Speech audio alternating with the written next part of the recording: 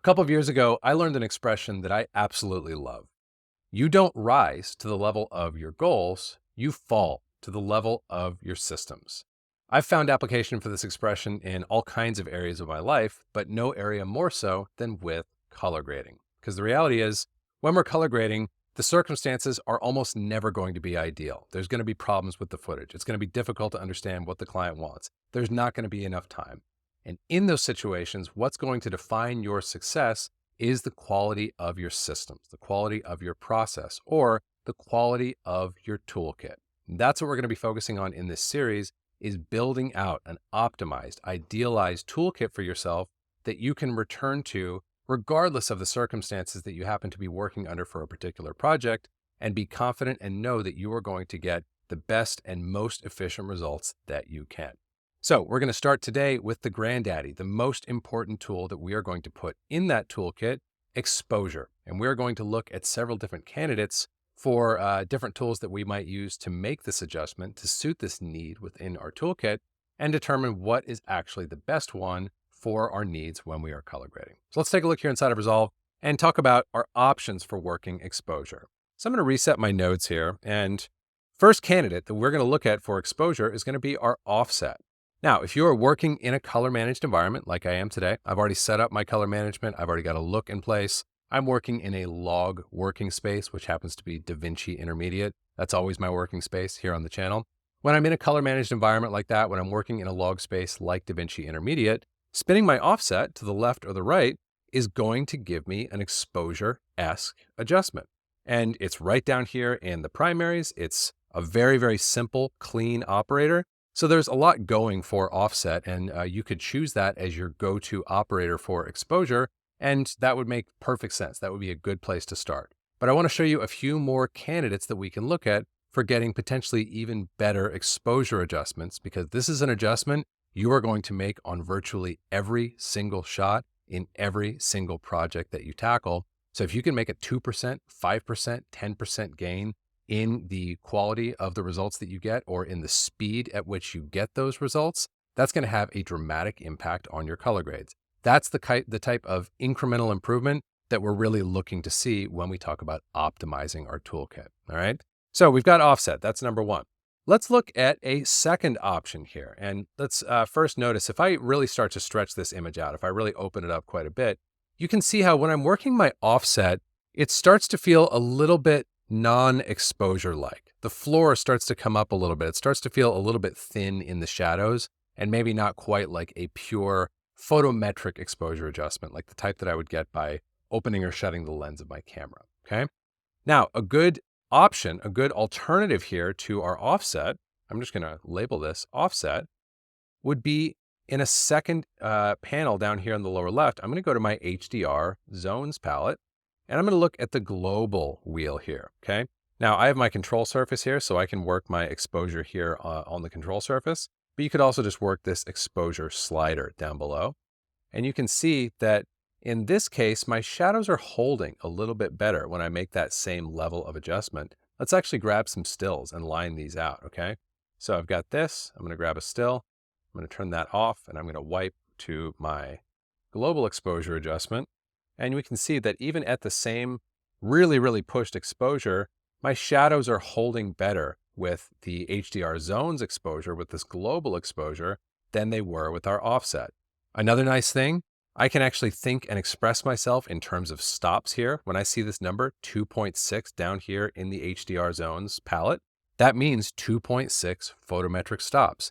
That can be useful to me to get my bearings in terms of how much adjustment I'm making in my color grade. It can be really useful to my client if I can express to them, hey, we're opening things up a third of a stop or shutting them down a half a stop. It gives us a common language that's going to be familiar with our filmmaking and production counterparts. So in many ways, the global exposure knob here in the HDR zones palette is an upgrade. But I want to go one further here and show you an alternative to the global exposure wheel. For this, I'm going to create yet another node. Let's grab a still of this first, and we're just going to start labeling our gallery stills here. So we've got our offset, we've got our HDR, and I'm going to disable this, and we're now going to do a new node, and we're now going to go back over to our primaries, and all we're going to do is right click and go to gamma, and select linear.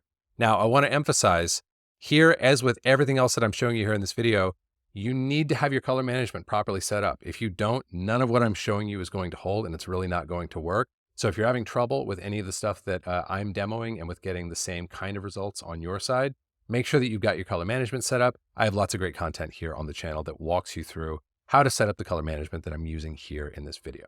Okay, so we've got our linear gain set up now. And spoiler alert, linear gain is actually going to do the same thing as the HDR zones palette. All I'm going to do is turn my gain to the right, and let's just get kind of a side by side here.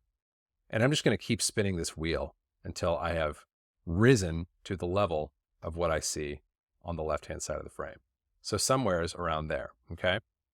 We're actually going to go even a little bit further, and I can zoom in so that we're really seeing the difference there.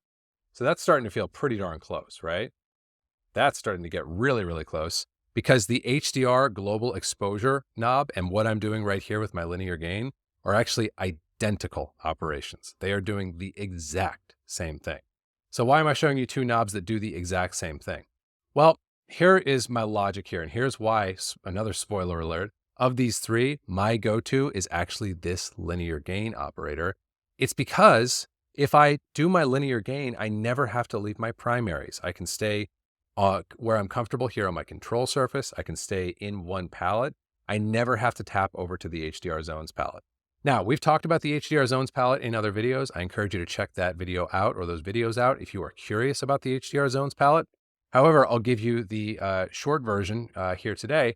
I don't use the HDR zones palette a ton in my color grading practice. So if I can avoid having to add another palette into my toolkit just for the sake of getting one knob, to me, that's a win. To me, the time saved in tapping over to the HDR zones palette just to get to that global knob and then to get back over to the primaries to make my other adjustments, that's a tangible increase in efficiency. So it's better for me to just simply set up my template node graph where I've got an exposure knob that is set to linear gain, and I can simply work my gain knowing that it operates in that fashion. And the other thing I'll point out here is you can see I have my gain set to a 5.92, but we can also think about this gain operator in terms of photometric stops. So if I were to reset this, if I want to get an extra stop of light here, all I'm going to do is multiply this by 2 to the power of 1. That's going to be 2 for any of us who are a little rusty on your math. I know I was before I started having to learn math for all of my color science adventures that I've been going on in the last decade or so. You can also think about going 2 stops up. That's going to be 2 to the power of 2, or 4, right? So if I want to go 2 stops up, that's going to be a 4, like so. And the same thing works for pulling exposure. If I want to pull 1 stop, I'm going to divide by 2 to the power of 1, meaning 0.5. If I want to pull 2 stops, I'm going to divide by 2 to the power of 2, which is 4, so I'm going to get a 0.25, okay? So we can still, with a little bit of math and a little bit of practice, think about things and express things in terms of stops of exposure, even when we're doing our linear gain here in the primaries tab.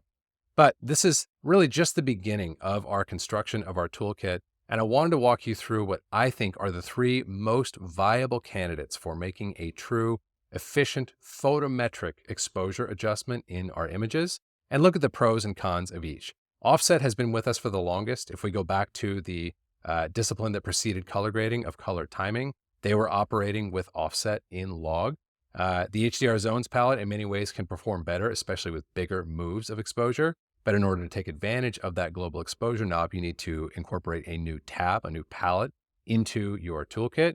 Finally, linear gain, which we arrived at here at the end, allows us to get what we can get in the HDR zones palette, but without needing to incorporate that palette at all, if your practice is like mine and doesn't necessarily need that HDR zones palette for anything else that you might be doing. So hope that's a helpful introduction to you to the most important tool that we're going to build into our toolkit.